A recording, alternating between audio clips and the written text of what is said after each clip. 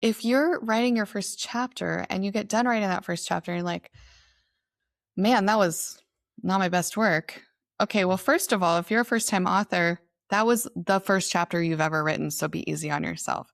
But second of all, if you're an experienced author, that was the first chapter you've written of this book. So be easy on yourself. Just like every childbirth experience is different, every book writing experience tends to be different, even with similar types of books in the same genres.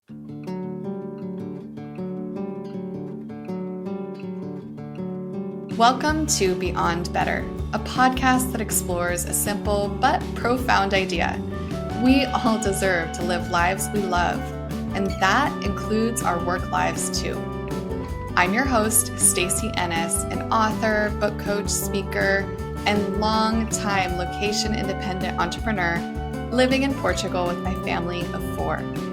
Join me as I talk business, location independence, writing, publishing, and so much more, all focused on building a life that is beyond better. Hello. I am back after a longer break than planned. If you're on my newsletter, which you can join by going to stacieNS.com/join, you know that I don't know what the word is right now at this exact moment, but not a great start to the year. We had just chaos at home in December in our actual physical house. And then we got plagued by the flu, and that included multiple hospital trips and da da da da da. So it's taken a little bit to get kind of into the year and rolling fully and back to the podcast, layering in the fact that I'm working on a new book, which is what I'm going to talk about a little bit in today's episode. It's just made recording the podcast a little bit harder than it normally is, which doesn't mean that it's not a priority. It just means it took us a little bit of time to restart.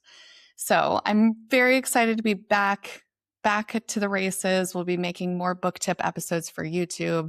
I have some awesome guest episodes coming. In fact, later today, I'm recording another episode with an incredible guest. I'm so excited. So we have a lot of really, really wonderful things in store for you this season. I guess we can call this a new season of the podcast. Definitely this new year, although it's already February. So a little update from my side, and the topic of today's episode is what it's really like to write a book. I mentioned already that I'm working on a new book. If you've been part of my ecosystem for, let's say, more than a year, you know I was already working on another book, and I've actually switched now to a new book. And I want to explain why I did this because many authors go through things like this, and I think it's important to share so you know you're not alone if you have pivoted book ideas. So I wrote a proposal for a book on location independence, which I pitched out to agents. I had some interest from agents, but the problem with that book, even though I think it would be a fabulous book and I know I would do a great job writing it, is that my platform is not built around location independence.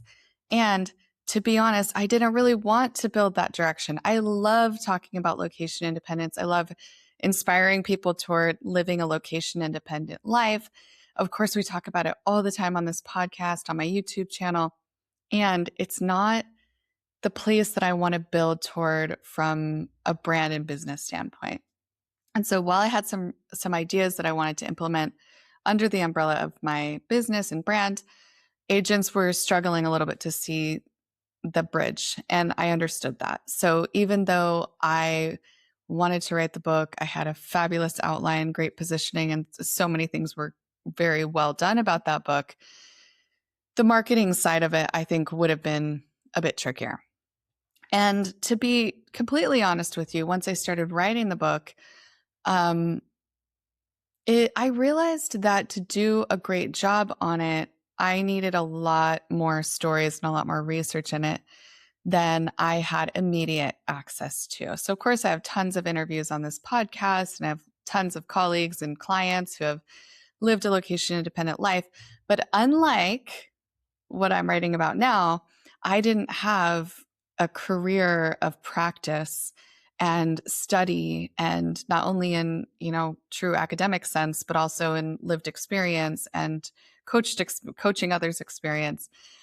And so I decided to put that book on the shelf, but I'm bumped for a little bit, and I pivoted. So this new book that I'm working on is not a total, 180. In fact, I implemented elements of this book about building a location independent life. And now I'm working on a book about creative productivity.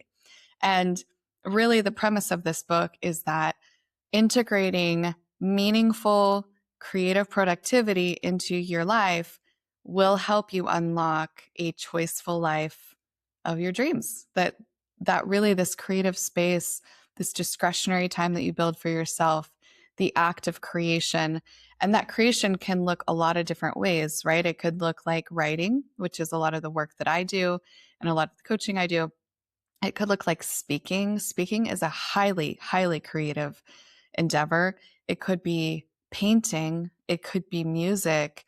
It could be ice skating. I mean, there's so many different things that shapes that creativity can take. It could be metalworking.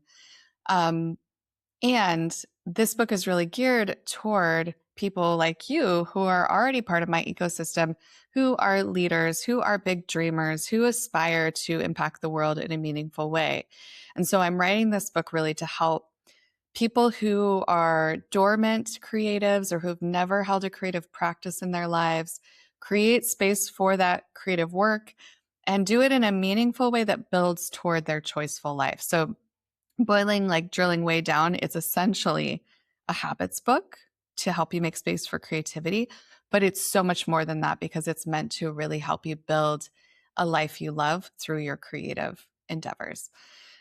So I'm super excited about it. And this book plan, like the outline, the proposal, it just poured out of me. It was one of those experiences where it just felt so easy. And I was able immediately to go, oh, I have a resource for that. I have lived experience there. I read some primary research on this. I have a study on that.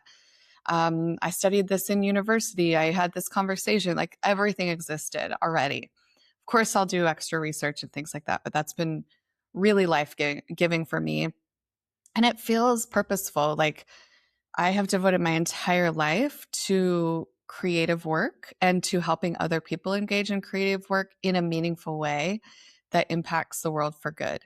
And so why not turn this into a book that people can use and that also for me can reach even more creative folks or aspiring creative folks. So that's the backstory in the book, just so you kind of know where I'm coming from. I want to share a little bit about some of my experience writing this book, and I'll draw in some of my experience writing previous books. So of course, I'm a book coach, book strategist, book coach, and I have directly worked on, meaning not just had a conversation with somebody. I either have ghostwritten, authored, co-authored, edited, or coached, deep coached many more than 100 books. I mean, I don't know what the exact number is. I started tallying, but I don't know what the precise number. I know 100 is a very conservative estimate. And I have directly actually written, so authored, co-authored, ghostwritten 18 of those books, meaning I did the majority or a large capacity of the heavy lifting of writing the books. Most of those I actually wrote from first word to last word. So I really know what it's like to write a book, and I'm not only formally trained, but I have tons and tons of practice in it. And what I find so interesting, and the reason I wanted to record this for you today, is that those little gremlins, they come even when you are so experienced, even when you know what you're doing. Certainly when you don't know what you're doing. So if you're a brand new author and you sit down to write, I bet you have all kinds of self-talk going on in your head, oh, why am I doing this? Is this a waste of time? Will anyone want to read this? Who do I think I am to write a book? Guess what? Those same phrases turn around in your head when you're working on your 19th or book or our 100th book or whatever it is. And what I found is interesting. So I finished the book proposal, the first draft, which is 20,000 words, which, by the way, is like almost half a book just in the proposal. And I'm working on sample chapters, and then I'll start pitching out to agents. And I'll talk about that in a second, why I'm going this route. And I wrote my first chapter, and it was not great. And it's the first pancake, and I have to remind myself of that. I mean, it's probably better than I think it is, because that's what I always find when I go and reread my work later. And almost all my clients find that too. It's humbling every single time, even though I know what I'm doing.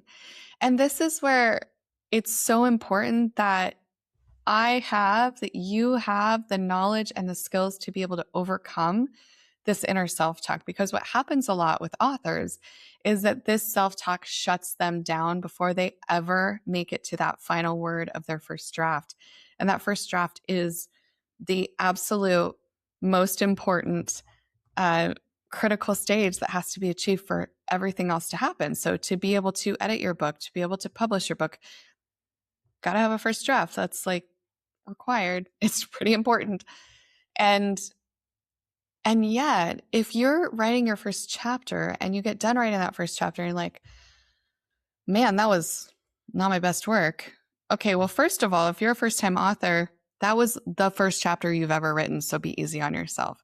But second of all, if you're an experienced author, that was the first chapter you've written of this book, so be easy on yourself. Just like every childbirth experience is different, every book writing experience tends to be different, even with similar types of books in the same genres. So what I'm doing, I just finished chapter 1 today, and I already know I might move something from one section to another chapter. I'm just kind of flagging that in my brain. What I'll do sometimes is I'll add little comments to myself that, this might fit better in chapter 3, so I can kind of let that go from my brain. I haven't done that yet because I always end up rewriting chapter 1. When you go through the book proposal process like I'm doing, which is different than what I normally do, and again, I will get to that momentarily, you don't write the whole book typically. I am going to write the whole book. So my plan is to I'm going to write until I I think I have a decent chapter. And because I know my process generally is the first chapter's meh, I end up rewriting it. Second chapter's a little better. And usually by the third or fourth chapter, I kind of get my rhythm and I feel a little bit of flow. So probably what I'll do is I'll probably write 3 or 4 chapters. And in my book, these are shorter. So I'm writing the way that I've organized the book is to support creative productivity on a daily basis. So these are shorter chapters. They're really targeting more like, an average chapter is normally 4,000 to 6,000 words. These are targeting more like 2,000 to 3,000 words, maybe even a little less. I think I'd like to keep it closer to 2,000. So it won't take me too long really to get some at least bones done of these chapters. And then what I'm thinking is I'll get those done. I might also see if there's another chapter I'm excited about in my outline, and I might write that one. So it might be like chapter 8 or I have 18 chapters because they're shorter. And then I'll pick 2 chapters. I think after I'm done with that, I might write the introduction. And then what I'm thinking to submit is probably the introduction. If it's good, we'll see. But I'm going to do that at the end once I know the book a little better. And then I'll pick one of the chapters that I think is well written, and I'll include those too. Because I think the intro will be an important way to understand the book. And then that sample chapter will highlight my writing. That's my plan. We'll see how it comes. And then what I'm planning to do is while I'm pitching the book, and I'll talk about that in a second. While I'm pitching the book, I'm going to keep writing the book because this book needs to get into your hands. I don't have it to show you. I can't prove this to you because the book is not done yet. But what I have been able to put together just in the outline is so powerful. And I want to be able to give this to my clients. I want for you to be able to purchase it. I don't want to gatekeep this information because this is really about breaking the chains of hustle culture, depletion culture, and building a creatively productive life that is nourishing and it's productive in a meaningful way, meaning it's not about getting more done to get more done. It's about tapping into focus and flow in a way that enables you to get more better work done in less time so you can free up more of your life to live and be happy and have fun and enjoy. And it's also the neuroscience and habits behind being able to get your best, most creative, most beautiful, purpose-filled work out into the world. And I don't want to gatekeep that. I want that out. So what I'm planning to do is while this book is being pitched, which can take a while, I'm going to be writing the book. Hopefully, I will get an agent. I have my heart and eyes set on specific agent. And if that goes through, I get the deal with a publisher. Great. And I will touch in on why I'm going this route. And if not, whatever. Like, I have amazing publishing partners. I know exactly who I would publish through in the hybrid model, and I do not need gatekeepers gatekeeping this from you. So I'm going to pursue the traditional route. I believe that the agents will see the absolute phenomenal potential in this book and in me. And if they don't, that's fine too, because I do not need opportunity to be bestowed upon me. I can create my own opportunity. So let me tell you why I'm going the agent route, because I think that's important to know. Normally, I work in the hybrid and self-publishing areas, and I believe in those routes when done well. So self-publishing, you really need to do that very well, and you need to be really careful about who you select. You should work with a self-publishing project manager, ideally. And hybrid publishing, if you work with a great partner, you can produce a book that you could put next to a bestseller, any bestseller, New York Times bestseller. Your book can stand up next to it, and you wouldn't be able to tell the difference in quality. And so those are really valuable routes, and especially for people that are don't want to wait 3 years, 2 to 3, I should say 2 years, to get it out to market through a traditional publisher, which can be the case, or who maybe don't have huge platforms yet, and this book is part of building their expert positioning, their thought leadership, and they want to have, full control over that with expert guidance. Okay, so I 150,000% believe in those routes. And I have been through all of it myself. I have also been traditionally published. So my first book was published with a teeny, teeny, tiny advance. I have just a minuscule little advance with a very small press. So I haven't had the experience myself of going through with a larger publisher, but certainly I've had the traditional small press experience where, I had a PR person assigned to my project. I had, the editorial support. I loved it. It was great. And I think, it really wasn't that different from what authors experience when they're working with skilled professionals. But of course, the other side of that is you're not paying for the production of that book. So that was a benefit of that. And I worked with a great team. So that was really wonderful.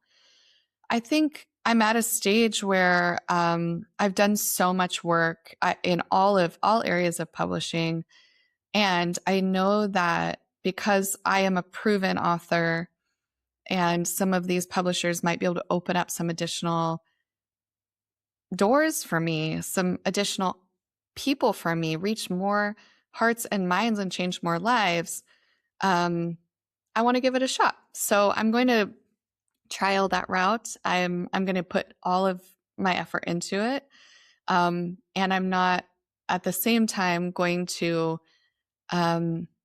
determine the worth of my book or my work based on the answers that agents and publishers give me. I am absolutely getting expert feedback and guidance and making sure that the book is well positioned.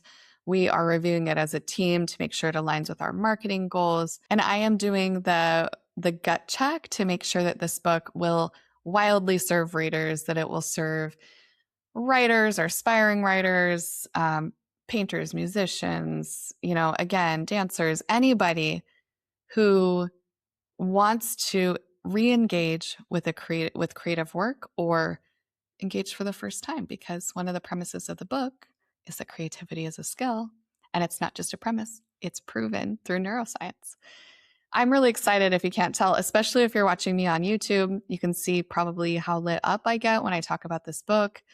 It is feeling so connected and so flowy, and it's also causing me to self-reflect as I'm going through this process and reevaluate my own habits and make sure that I'm doing the things that I'm teaching, because I'm also a human being.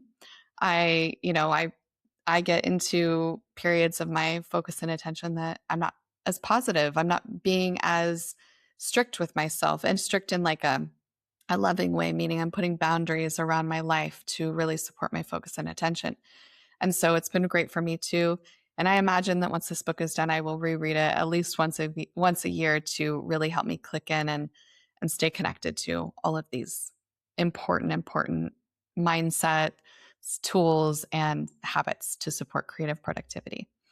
And I'm still going to have those gremlins, because writing a book is writing a book, and any creative act, it requires you to push up against the edge of your comfort. It requires you to step like a little toe out, like over that edge of what you feel is within your capacity. It's like you've known you had the potential to do this thing, but you haven't done it yet. And so you really have to kind of embrace that, and your self-talk is going to kind of come back again and again, trying to talk you back into safety. And you just have to keep pushing. And you have to remember that your thoughts are not reality. They are just your thoughts. And you have to keep writing or creating or whatever it is that you are doing. That's what I'm telling myself too as I work on this. So that's my update. That's my hello. I have missed you. I've missed doing this podcast. I love it. I love doing this podcast, and I love connecting with you. So thank you so much for being with me today. And I'm glad to be back. Thank you, as always, to Rita Dominguez for her production of this podcast. She is the person who's been nudging me in the ribs, figuratively, because she lives in Porto and I live in the south of Portugal. We need to get back to it. So I appreciate Rita so much for making sure to keep me accountable and make sure that this podcast happens in spite of all the things that are going on around it. And as always, I want to thank you, our listener, our viewer, for being with me today. And if you have 1 minute, 30 seconds to rate and review or comment, depending on what platform you're on, and make sure that you are following, because you don't want to miss these episodes. I'm going to be talking a lot more about my book process, because hopefully it'll help you get a little behind the scenes of my journey. Thank you. Thank you. I will be back with you before you know it.